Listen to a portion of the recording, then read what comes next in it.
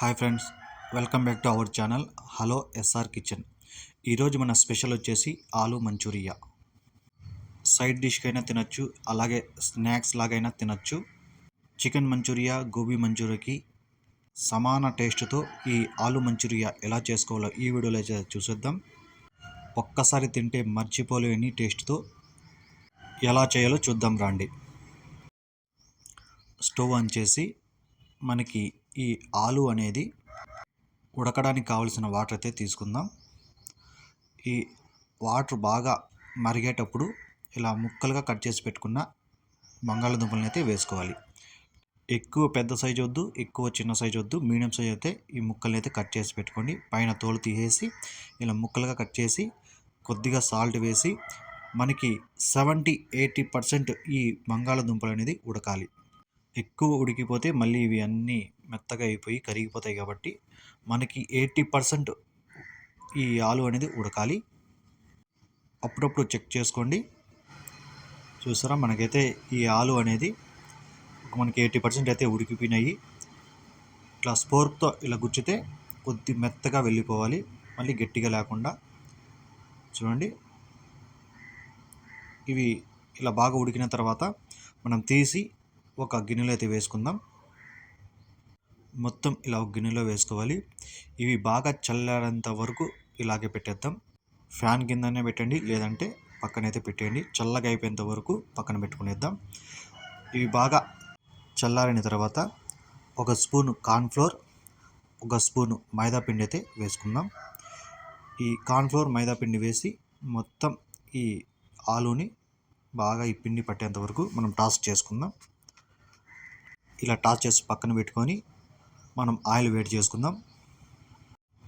Oil వేడైన తర్వాత ఒక్కొక్క ముక్కలు తీసుకొని వేసుకోవాలి. మొత్తం ఒకేసారి వేయకండి, ఒకటి రెండు అలా తీసుకొని చేతులతో వేసుకుందాం.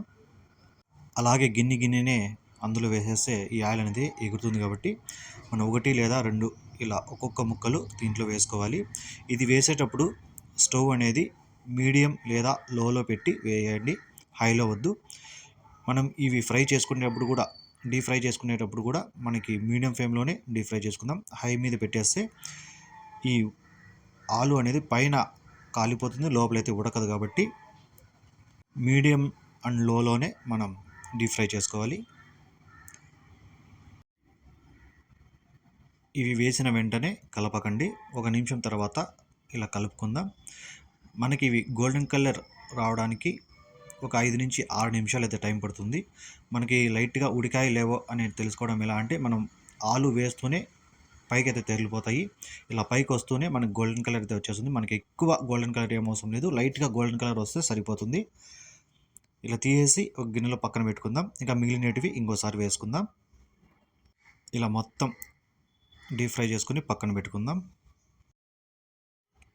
తర్వాత ఇంకో పాన్ తీసుకొని అందులో ఒక 3 స్పూన్ల ఆయిల్ వేసుకోవాలి. ఆయిల్ బాగా వేడిన తర్వాత ఒక మీడియం సైజు ఉల్లిపాయని ఇలా చిన్న ముక్కలు కట్ చేసి వేసుకోవాలి. ఈ ప్రాసెస్ అంతా హై ఫ్లేమ్ మీదే చేయండి. హై ఫ్లేమ్ మీద పెట్టి ఖచ్చితంగా కలుపుకుంటూనే ఫ్రై చేసుకోవాలి.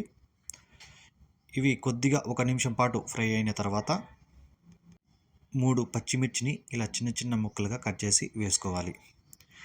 ఇవి కూడా ఒక 30-40 సెకండ్లు ఫ్రై చేద్దాం. ఫ్రై అయిన తర్వాత ఒక స్పూను అల్లం వెల్లుల్లి పేస్ట్ వేయాలి. ఈ అల్లం వెల్లుల్లి పేస్ట్లో పచ్చి వాసన పోయి మంచి వాసన వచ్చేంత వరకు ఫ్రై చేసుకుందాం. ఇది కనీసం ఒక 2 నిమిషాలైనా మనకి టైం పడుతుంది. కలుపుకుంటూనే హై ఫ్లేమ్ మీదే ఫ్రై చేసుకుందాం, పచ్చి వాసన పోయేంత వరకు. ఫ్రై అయిన తర్వాత, పచ్చి వాసన పోయిన తర్వాత 5 స్పూన్ల టమోటా సాస్, 2 స్పూన్లు చిల్లీ సాస్, 2 స్పూన్లు సోయా సాస్, 1 స్పూను వెనిగర్ ఇలా వేసి మొత్తం బాగా కలుపుకోవాలి. ఇలా 2 నిమిషాలు బాగా ఇవి మసాలాలన్నీ కలిసిన తర్వాత అర్ధ స్పూను కారం, చిటికెడు ఫుడ్ కలర్. ఈ ఫుడ్ కలర్ మీకు అవసరం ఉంటే వేసుకోండి, లేదంటే స్కిప్ చేసేయండి. నేను కలర్ కోసం అయితే వేశాను. అలాగే అర్ధ స్పూను బ్లాక్ పెప్పర్ వేసుకొని మొత్తం బాగా కలుపుకోవాలి. మీకు ఇది కొంచెం పలసగా కావాలంటే కొంచెం వాటర్ అయితే వేసుకుందాం. ఎక్కువ గట్టిగా ఉంటే కొంచెం వాటర్ అయితే యాడ్ చేసుకుందాం. తర్వాత డీప్ ఫ్రై చేసి పెట్టుకున్న ఆలూని వేసుకుందాం. ఈ ఆలు వేసుకొని మొత్తం ఈ సాసెస్ బాగా పట్టేంత వరకు కలుపుకుందాం.